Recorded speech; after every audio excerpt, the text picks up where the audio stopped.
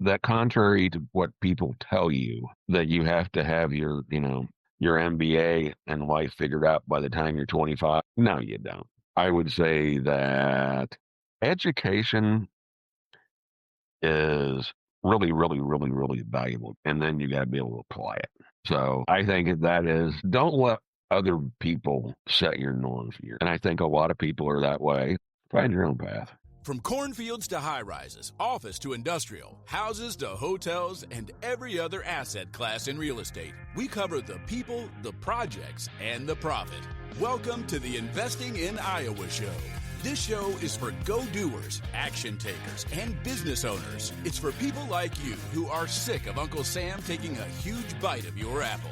If you're looking to get ahead of what's taking place in Iowa, learn who is doing what, and how you can get in on the action, you're in the right place. Hosted by Neil Timmins, an Iowa native who has been involved in over $300 million in real estate right here in Iowa. Recording in studio from West Des Moines. Here's your host, Neil Timmins. I've got Larry Wolf here on the show. Larry, welcome. Afternoon, sir. How are you? I'm doing terrific. It's good to have you here. Say, for the audience's sake, who are you? Where are you from? What do you do? Well, that's a mouthful. Right now, I am from Eldora, Iowa, and I'm retired. But originally, I am from West Central Illinois. I came to Iowa and as part of employment with a bank, and I have been, amongst other things, a banker, involved in banking for 40 years. Grew up in a family that was involved in real estate, insurance, and banking. My father was a broker, mortgage broker for a number of insurance companies for ag and commercial loans, institutional property manager, railroads, hospitals, small private colleges, that type of thing. So I was riding shotgun in his pickup truck by the time I was 5, and I just grew up in it. It sounds like, given that background, a man who wore many hats and has seen many things. How did you end up in Iowa? The paycheck. Yeah. It's, as they say, it's not what you know, it's who you know. My grandfather's neighbor's nephew was the president of a bank in Illinois, and I talked to him, and he said, you'll hate my bank, but my son-in-law is looking for a lender at a bank in Iowa, and you'll love that bank. And I stayed there 31 years. 31 years. So you moved to Eldora, Iowa. Did you know anybody in and around Eldora, Iowa when you moved? No one whatsoever. Yeah. What was that like early on?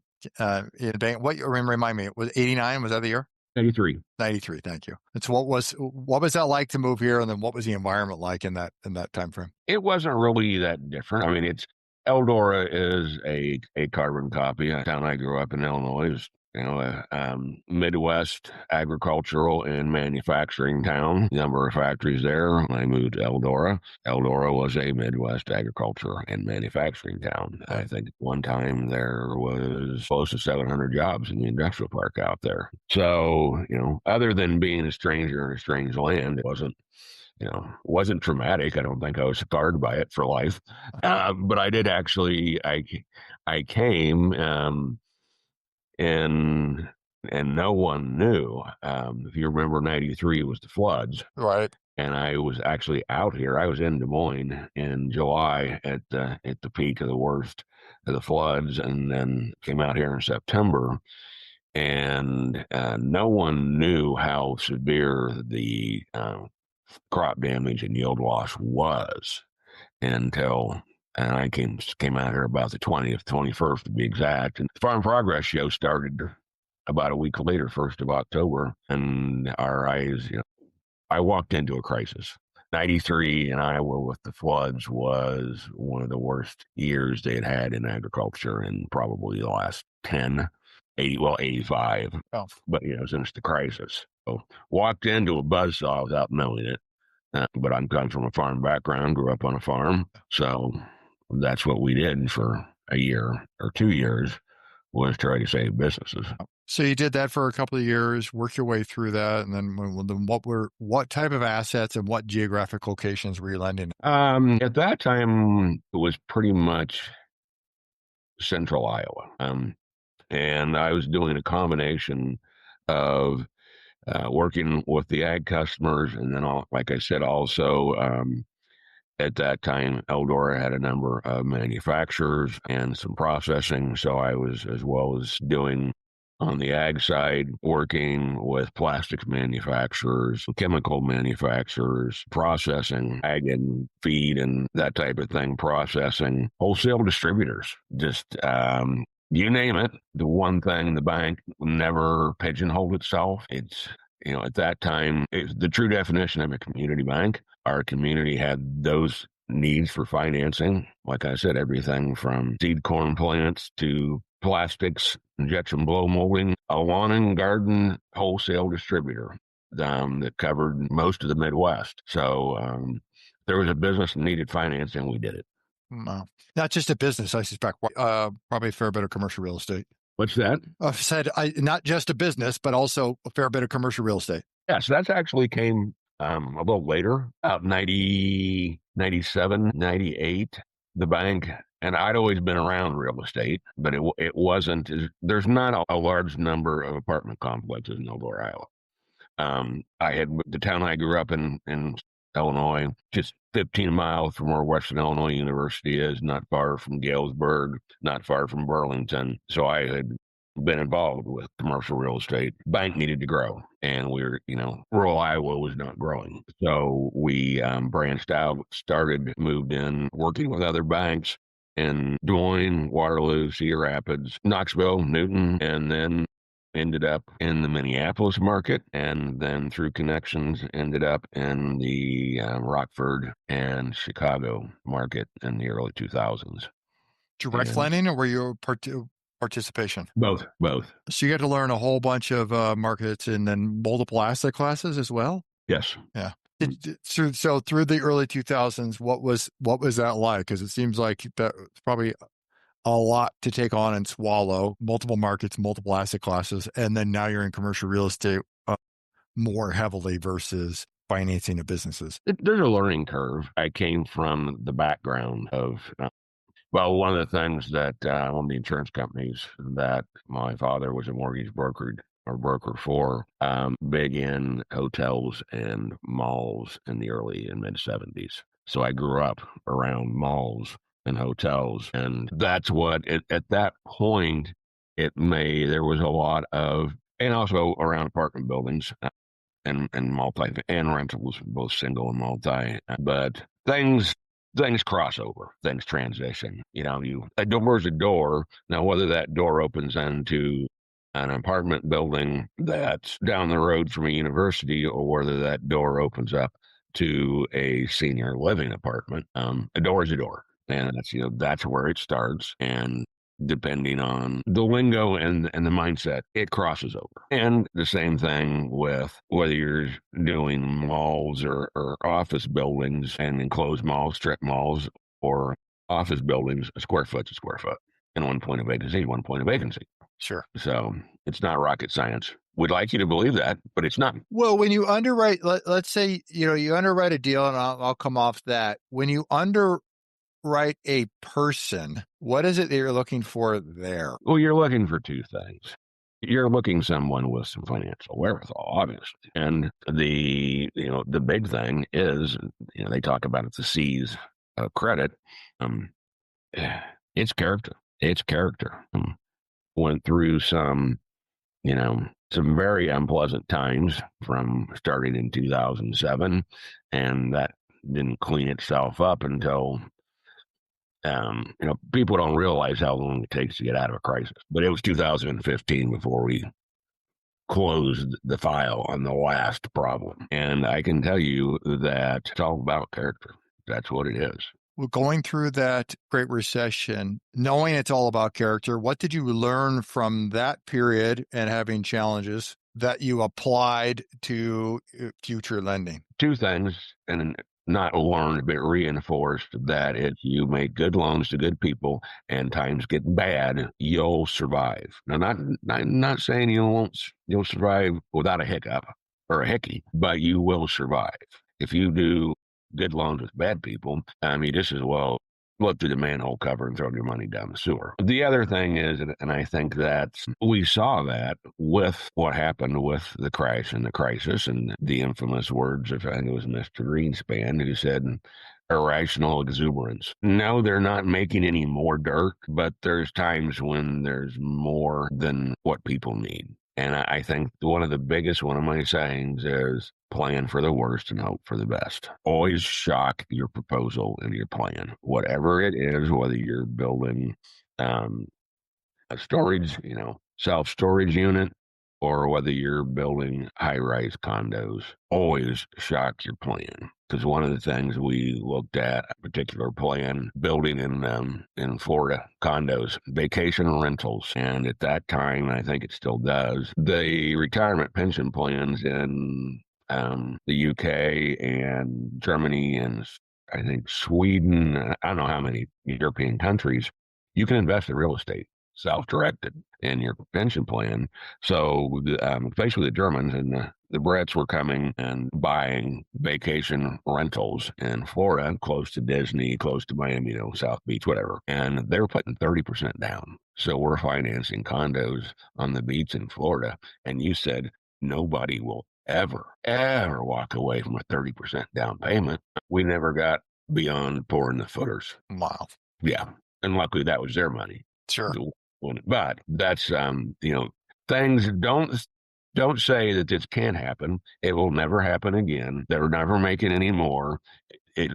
That's what overly optimistic, irrational exuberance. That's you have to keep a check on your emotion and your desire, and you have to shock every plan from every angle. And like I said, plan for the worst, hope for the best. So walking forward, you've seen a lot of real estate investors, get it right. You've seen real estate investors, get it wrong, and or whether it's them in a project or maybe them how they operate in an environment. The people who get it right, what do they have in common? And the people who get it wrong, what do they have in common? The people that get it right are deliberate for the most part. They're focused and they, with some exceptions, and again, we go back to that reality. What a concept. You have to be grounded in reality and focused. And shall I say, bravado takes a lot of people down. Mm. Stay humble, sir. Oh, yeah. The ego. Ego. Yeah. Stay humble, stay focused. So that is, I think a big part of it is that I watched a lot.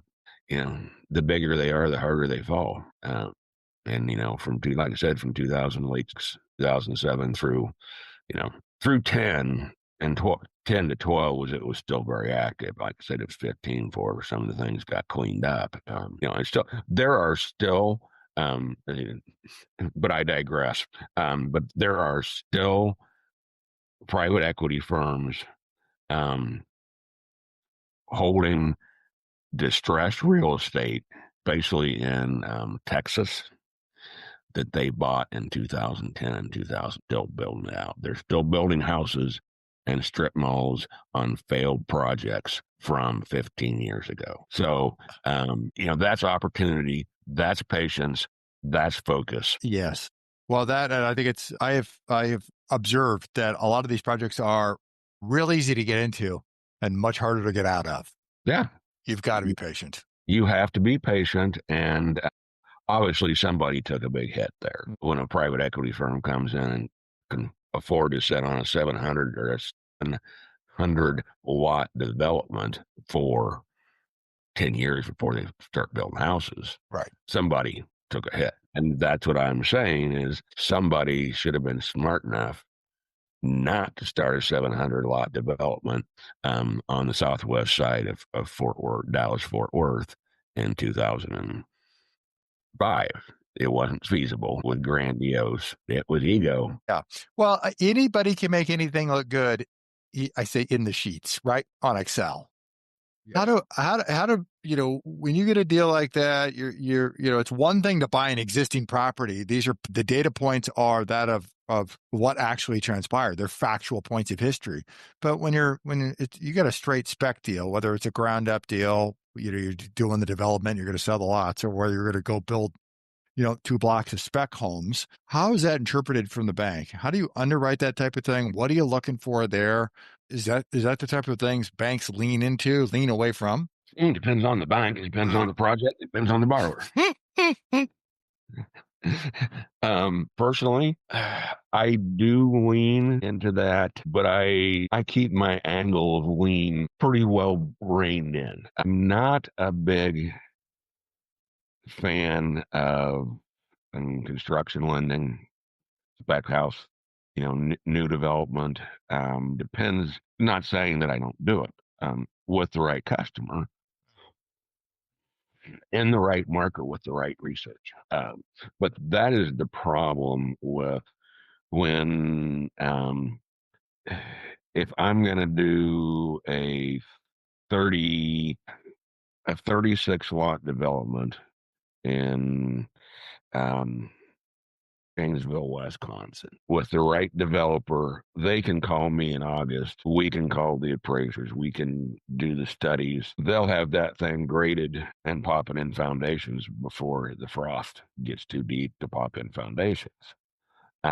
If you're going to do 130 lots outside of Waukee, that's not a 3-month project. That's a 3-year project. And that is the one thing that I think that if anything, once burned, twice shy, and avoid the flame and the frying pan. Things that take no one's crystal balls, mine aren't any good. I mean, we can look at forecasts, we can do economic studies, we can do demand studies, everything. You can't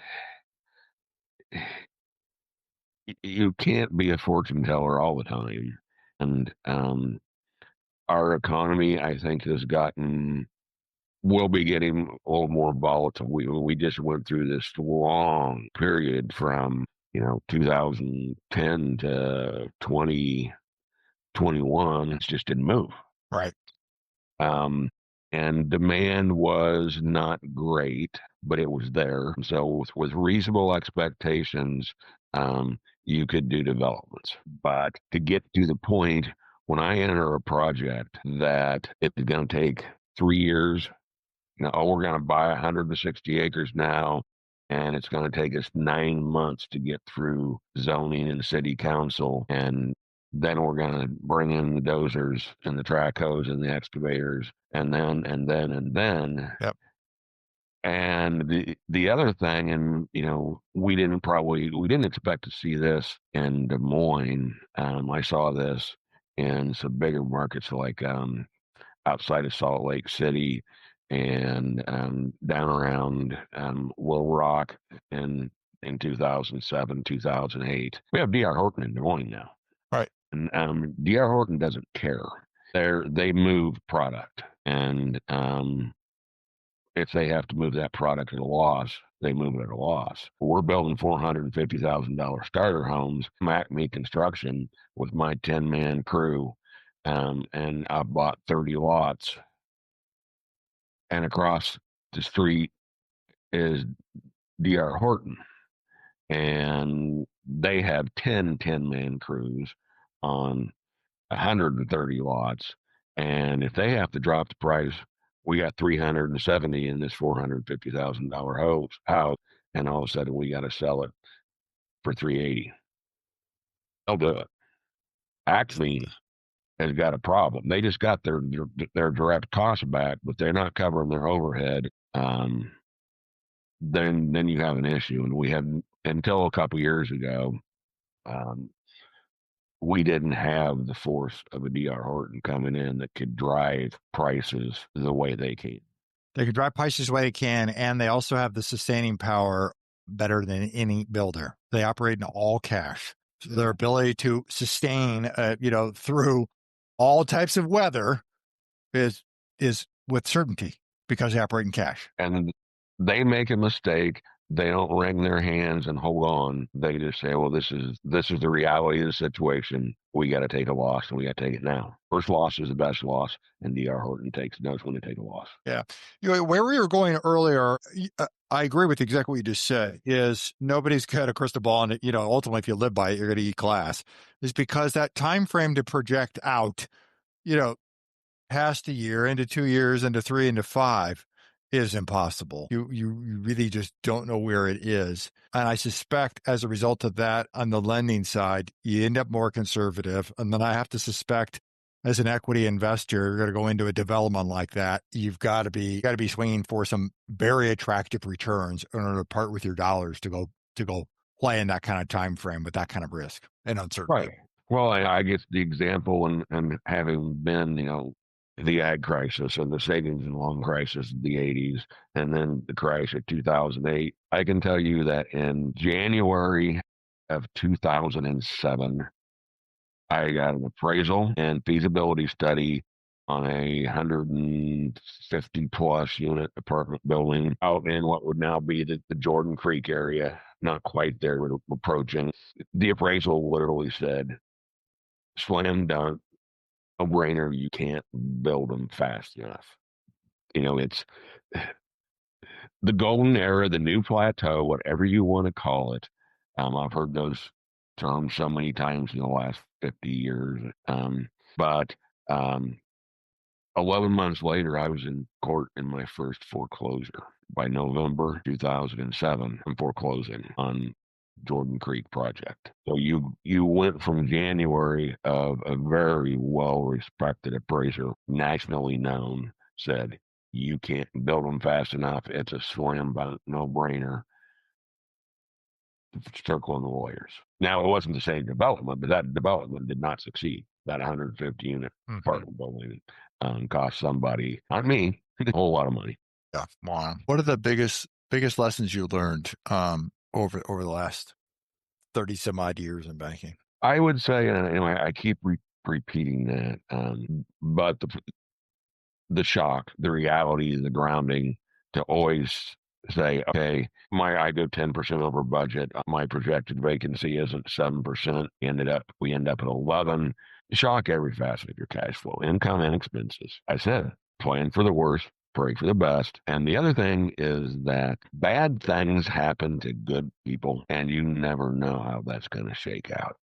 I mean, I said if you make good loans to good people, you'll use them. Every once in a while, somebody will surprise you. So you always, it's, as I said, it's character, character, character. But from the perspective of both the borrower and the lender, or maybe I say that both the lender and the borrower, you have to look upside down, backwards, forwards, inside out. You have to look at the cash flow, the potential pro forma income statement, and you have to look at the potential volatility of the value of your hard asset. I was Okay. uh, I was talking to a house flipper last week, and he said something to me, which was, "I've never had a project come in under budget." And I'm like, "Ah, I totally get it." So yeah, well, you're headed down that path is to go, okay, cool, you got a budget, now go shock it. What's it going to do when you go over budget, knowing Yeah. that almost never is that thing coming in under budget? No, it just doesn't happen. Well, I wouldn't. I've been told by some people that they brought a project in under budget. I've never actually seen one. That's probably like the fish right at the lake. Yeah. No, I've been told if you dance naked counterclockwise at the height of the full moon, that the fairies come out too. Hey, Iowa investors, this is Ava Bautkamp, Chief of Staff at Legacy Impact Investors. Have you thought about adding real estate to your portfolio but don't have the time or desire to play landlord? At Legacy Impact Investors, we do the heavy lifting. Our team finds the deals, manages the properties, and handles all the day-to-day operations. Our select group of qualified investors co-invest with us, gaining ownership equity without opening a tenant email or responding to a maintenance call. They just share in the income, appreciation, and tax benefits. These opportunities aren't for everyone. They are for qualified, accredited investors only. If you want to learn more, please visit legacyimpactinvestors.com to apply. What do you so you put a bow on 30 some odd years of banking at a single bank at Eldora, right? What took you to that conclusion, and then what's next? We'll discuss the conclusion of the banking career was, I'm old. I'm not, but it was the perfect time. I was sitting there in Eldora, Iowa, with a bank that had the vision to, look nationwide, gave me the latitude to go nationwide. And there was always a fear that, I was going to walk out the front door to go to the courthouse and get run over by a grain truck. And there was, we had customers all over the country that they probably couldn't have found, if they needed to come to the bank in person, they probably couldn't have found Eldora, Iowa.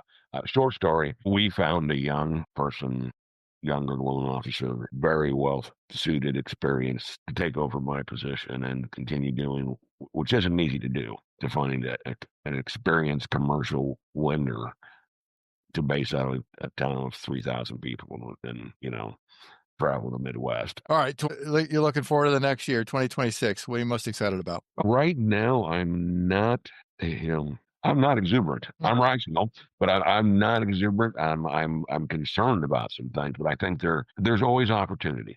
In adversity, there is opportunity. There's always opportunity. I think that probably, long term, I think the housing market, I think there's going to be some adjustment. But as we were talking, I haven't, interest rates are down, we're down I had actually heard somebody got quoted 4.98 on a 15-year. Wow. Yeah.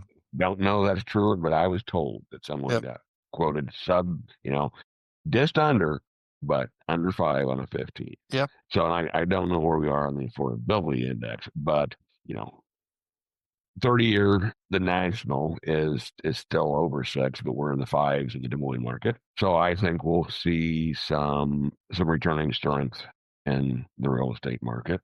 To comment on what you just said, I just looked up here the other day. The Atlanta Fed puts out the affordability index for single family housing. It's obviously a combination of factors, really being what's the median house price, what's the median income, and then what's your average interest rate on the 30-year. And then I think they estimate 10 or 15% down payment on the thing. They indicate anything above 30% is largely unaffordable, right? Anything below 30% of one's income share is affordable. And I think even their most recent report, it was somewhere in like 36 to 37. And I think when I ran the numbers, given some reduction in interest rate compared to what they had, I was still coming up at 34 and change. Still labeled as unaffordable. There are still, yes, we still have some obstacles to overcome. And that's, I'm saying, and going back to what I said before, it's just staying steady, staying focused, slow and steady. I don't see a bandwagon coming down the street. If it does, I'm not jumping on it. But I think there will be opportunity in housing. And I think part of that's going to probably be because I'm not sure how this all plays out. Housing prices, that affordability index, one way or the other, whether it's the price of the house, the interest rate, or the income, that has to adjust. Well, it won't be income. I mean, income in nominal numbers or in real numbers has barely moved over the course of 50 years. Oh yeah, you look in real numbers. In nominal numbers, it certainly has, but in real numbers, yeah. I think the magic year, you can go back and check that, I think is 73. That's a big question for economists. What happened in 1973? And you look at the graph of employment and wages and purchasing power, and it's actually not changed, it's gone down. Right. Right. Which reduces you down to two single factors: housing prices and interest rates. And it's going to be, I was talking to somebody else yesterday, it's going to be difficult to get the price of housing down, especially when we'll see what happens with the tariffs. For a while, the cost of housing has accelerated because of two things. It is demand driven, but it's also systematic that we have gone from COVID to supply chains to wildfires and lumber shortages in the United States and Canada to now tariffs. And that's a lot more difficult type of inflation to deal with. You can't snap your fingers and restore 15,000 acres of old growth timber. You can cut the interest rates. That's not going to do anything with what's happened to the supply chain, COVID through everything. There's still problems that haven't all been solved. and then you put tariffs on top of that, and there's not much you can do. Yeah, the idea where you're going is the idea is that new construction pricing cannot come down. It's going to be very, very difficult, and that's the conundrum. I remember, like I said, I got started in real estate very, very young, and I remember the first house I sold. I was a freshman in high school, and I got to go with Dad, and he let me do it. Yeah. It was the football coach, and then come to town a year before that. He was the football coach, the driver's ed teacher, the health teacher, and the athletic director.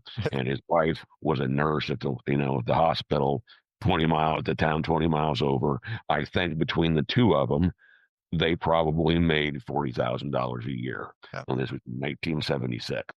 They bought a nice little 5-year-old 3-bedroom, 1,350 square foot ranch house for 36.8. I sold them that house for 36.8. So where are you going to find a teacher and a nurse whose combined annual income is equal to the price of the house? That's a $425,000 house now, and people living in it ain't making $425,000. No, yeah, I would argue they're not making half of that. Right. Right.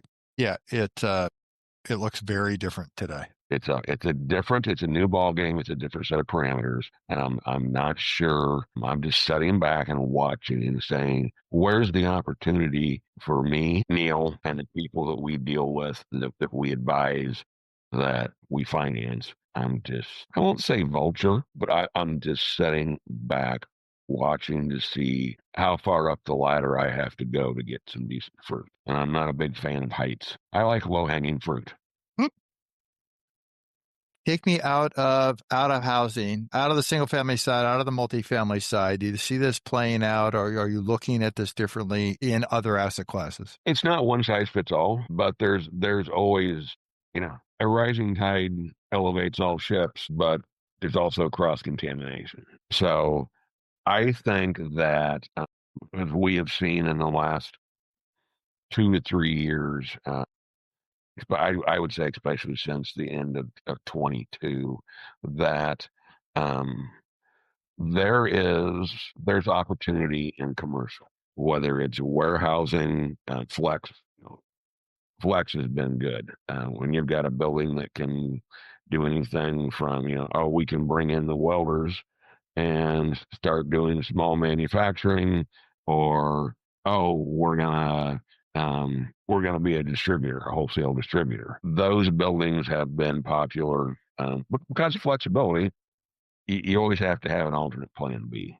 But I think that there will continue to be in storage, manufacturing, processing, professional office space, clinics. I think we'll see more and more of the small medical clinics. I think the quick stop of your daily clinic. I think we'll see more of that. I think we'll probably see more of, there'll be more chain type. We've already got Aspen Dental and 24-hour glasses, but I think we'll see more of that. And I think you'll see the Mercy hospitals of the world, who probably won't be Mercy. Somebody's going to buy that in 5 years.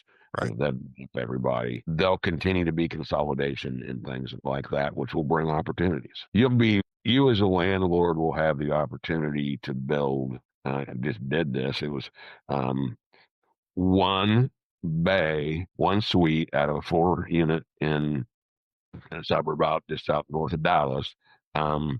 Was Southwestern Medical University's, prompt care, 1,120 square foot or something.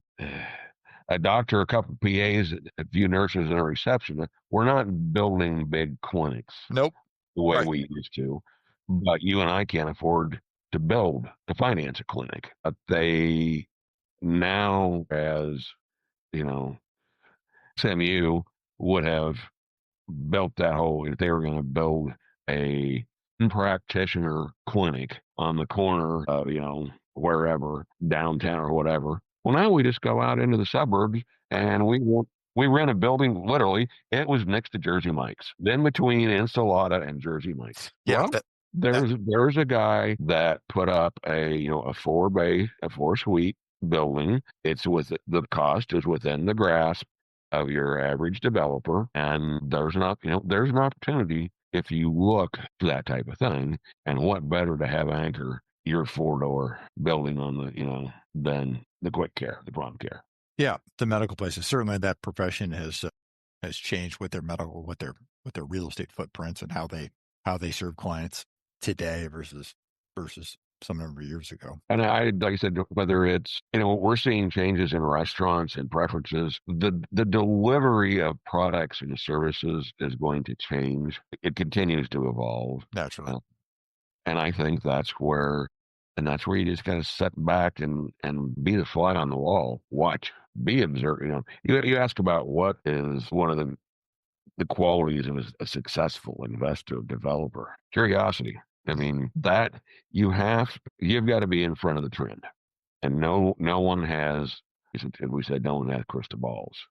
Curiosity and innovation is what drives invention and success. You've got to be in it. We can't survive by the same business model that we did when I really started pushing into commercial real estate in 1997, 1998, can't survive the way we did then. No, the world looked very different back then. Certainly the way you underwrote deals, the way deals were financed, pre 2008 was very different than how you'd finance, how banks are regulated today and what they even can do if they wanted to do it. Oh, I mean, when I look back at what we considered, and again, this goes to the inflation of price, because your cash flow coverage is a function of your debt, and your debt's a function of your price. But what we looked at as reasonable LTVs and cash flow margins on office buildings and apartment buildings in 2005 versus 2025. And you and I have talked about that. There was a time if you could find an apartment building and I can get by with 20, maybe even 15% down, probably make this work. Sorry, Charlie, I ain't happening now. No. You and I both know you're looking at probably 30% down to make a project work. To make it work. A lot of that is almost doubled in the last 10 to 15 years. Yep. Beer, barbecue, and networking. Well, it's a recipe for a good time, and that's exactly what we've got lined up for our second annual Investor Tailgate on October the 10th from 4 to 6 o'clock. I'm hosting it right here for local investors, and you are invited. There's no agenda. There's no speeches. It's just a relaxed evening to hang out, make some connections. Of course, enjoy some dinner and drinks on me. Now, we had such a blast last year that we had to bring it back. Now, here's the deal. I need to know how much food and drinks to order, so we got it ready for you. So do me a favor, RSVP for me at littleguyloans.com/investor tailgate. That's littleguyloans.com/investor tailgate. It's going to be a fun night. You never know who you might meet. Could be your next partner, could be a great contractor, could be a new friend in business. Don't miss it. I'll see you then. So one of the things we just announced here, a couple of days ago, was that you have joined Little Guy Loans here, our firm, as the commercial lending partner. What is? I have. Yeah. So, and I know that sounds self-serving, given that's my firm. I know it sounds self-serving to get you on the podcast. It only took me a year of doing this to get you on the podcast. I know we always kept talking about it, and then you announced your retirement, and we're both like, well, maybe not now. And then 6 months into your retirement, or maybe longer, 9 months into your retirement, I convinced you that maybe you're a little more bored than you thought, and maybe there was something that we could do together. So for the audience's sake, what does it even look like? We've talked about it a little here, but at Little Guy Loans, we do hard money lending traditionally for house flippers, for guys who need short-term money to reposition property, to flip, or to turn into rental property. And now, with you on board, we're expanding that to all commercial assets all across Iowa. Right. It's got a foundation and a roof. Mm-hmm. and both of which have to be sound That's right. and solid. And you and I have, I said you have to be observant and you have to be an innovator. And I think that's, kind of where we're going with this is with little guy loans on the residential side. You saw a different opportunity and came and asked me, "Hey, what do you think?"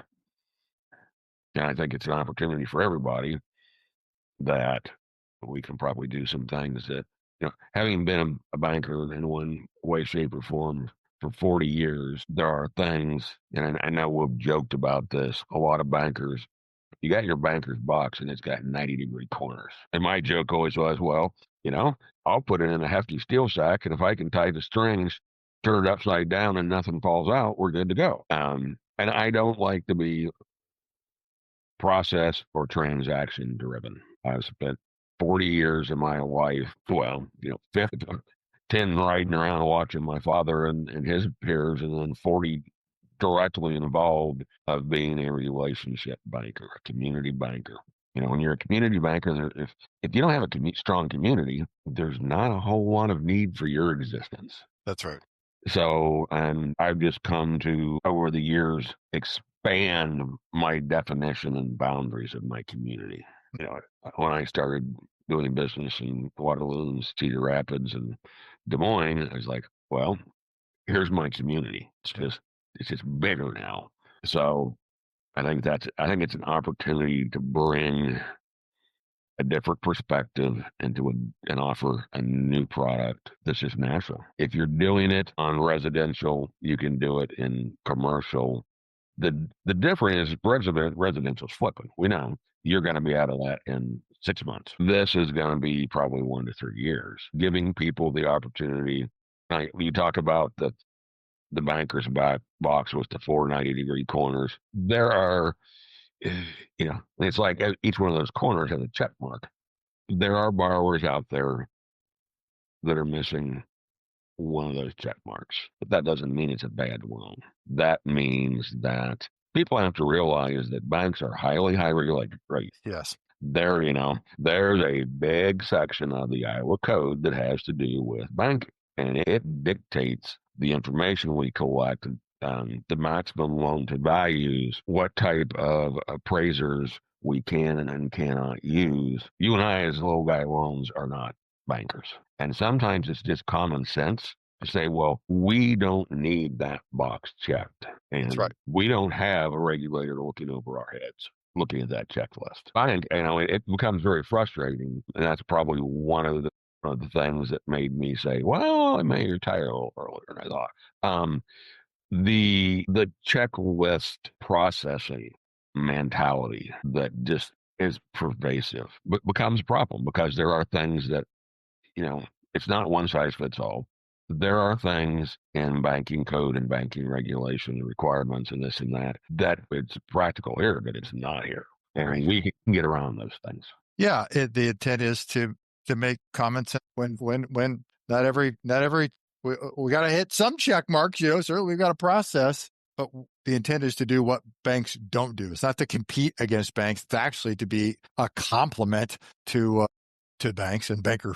All the friends that you and I have in the banking world, because to do what it is that they cannot do, and then the intent is, cool, somebody gets to reposition a property. If they sell it, great. If they want to refinance it, fantastic. In 1 to 3 years, they should be repositioned to go to a bank. Exactly. Refinance out of that. I think one of the things that always benefited me and allowed me to be successful in 40 years of banking was common sense. I look at the opportunity to bring that common sense approach into a new level or a new arena of lending. And just like you said, getting people over that hump, that speed bump of, I'm one check box away from qualifying for a bank. But you and I, with common sense and relationship gold lending, not transactions, one off, can figure out how to get over that speed bump. And just like you said, the goal is that in 2 or 3 years, we do a loan now, on 2 and 3 years, they're going to be able to check all those boxes, walk into First Bank and Trust of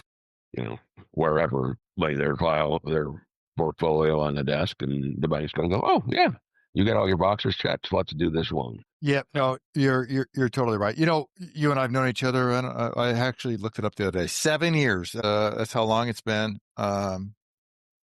Since how long we've known each other, and I borrowed a lot of money from you over the years. One of the things I always valued about our relationship is that probably a lot of credit to your bank too. I suspect they gave you the latitude, but one of them is that you always acted like a consultant.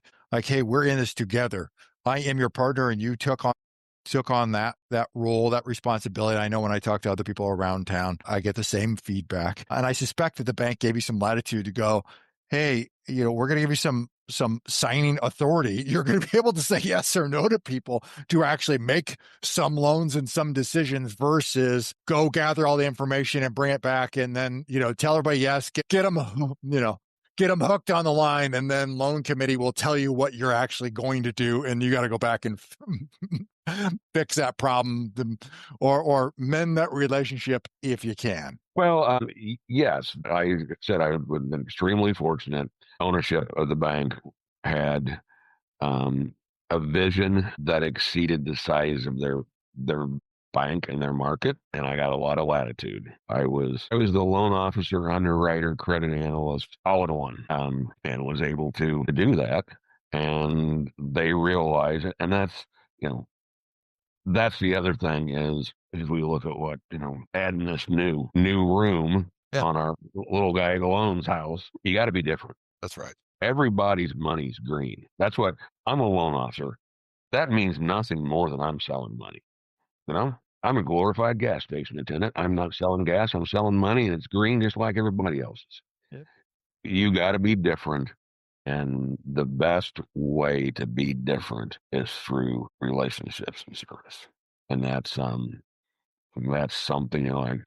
I said I was riding shotgun with my dad by the time I was 4, maybe even 3, and that's 59 Mercury. But it beat it into my head, and I watched it for all those years and working with different banks. We mentioned doing some participations and looking at philosophies, and if you treat people like you have a genuine interest in them, which I do, then all of a sudden we're on a different level. It's not just me selling you money. It's me taking an active interest in your business. I suspect that there aren't many people from a town the size of Eldora who've lent over $1 billion in their career.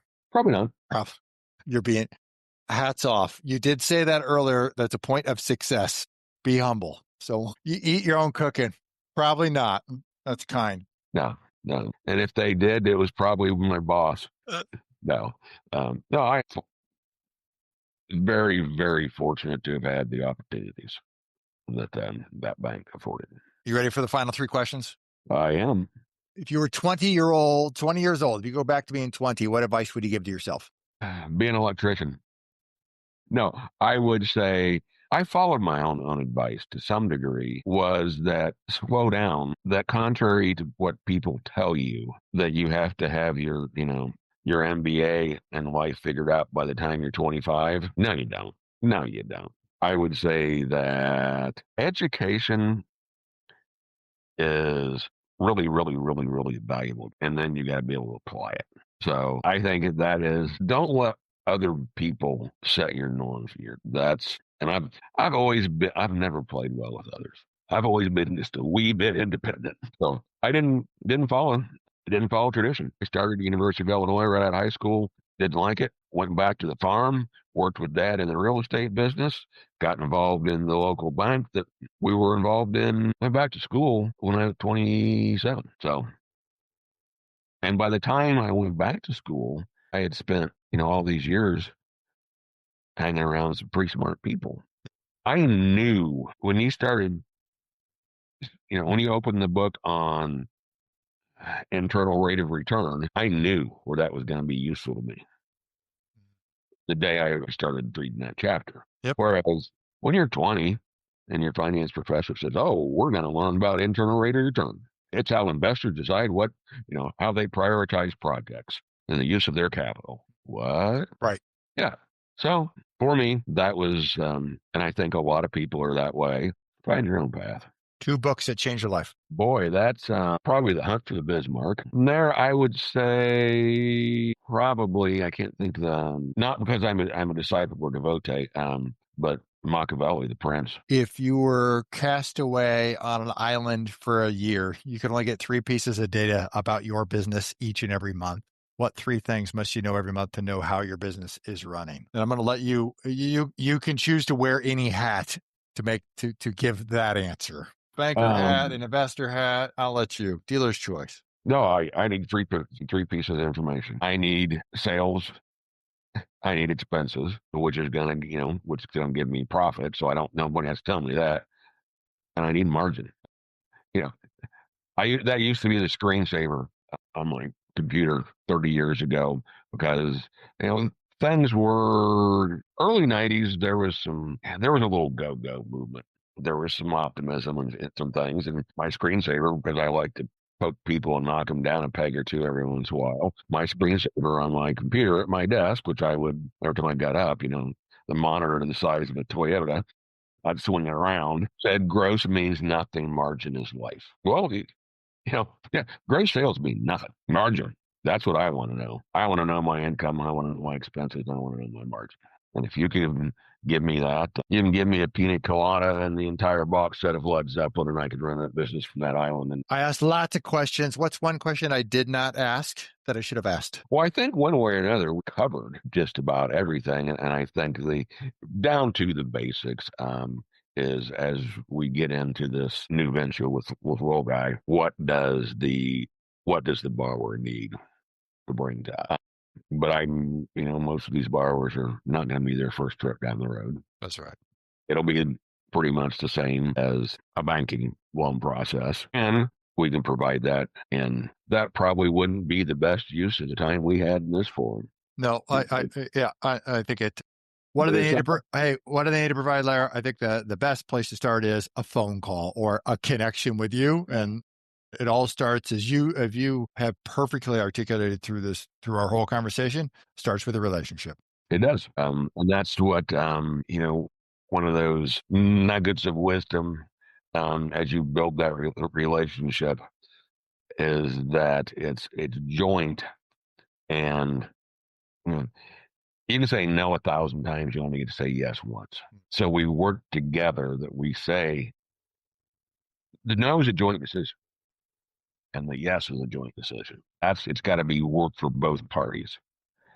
And I think that's probably one of the things that probably alienates or is misunderstood when someone goes into a bank and gets declined. Not because I don't like you.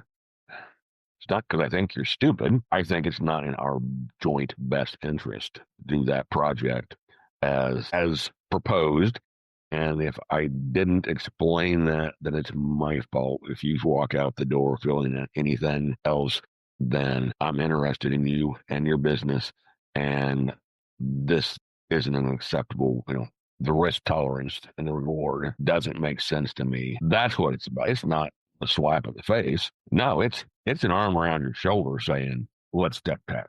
Let's step back and take another. For people who want to find you, follow you, connect with you, I'll be certain to drop your email address below in the show notes, but past that, any other way to get in touch with you? Cell phone. I'll put that in the show notes below as well. You want to give it out here? I sure can. Go for it. 751-2263. Larry, I appreciate you being here. Appreciate you, sir. Always have, always will. See you soon. Thank you. Hey, quick reminder. Our investor tailgate is October the 10th. Beer, barbecue, networking, dinner, drinks. They're on me. There's no agenda. There's no speeches. Just good people having good conversation. RSVP at littleguyloans.com/investor tailgate. So that way I know how much food to order for you. It's at littleguyloans.com/investor tailgate. Don't miss it. Thanks for listening. If you're enjoying the show, may I ask a favor of you? Naturally, subscribe so you never miss an episode. But would you rate and leave an honest written review on Apple Podcasts? It does a lot for us here at the show, and I appreciate reading your thoughts. Great guests make for a great show. If you know of another Iowan who would be a great guest, or you yourself have interest in being a guest, well, get on our radar. Visit Investing in Iowa to fill out an application or recommend a guest. And if you want to connect with me one-on-one, go to LegacyImpactInvestors.com. Click on the Invest With Us button in the top right corner, and there you can pick a time for the two of us to get on the calendar and connect. Until next time, keep investing in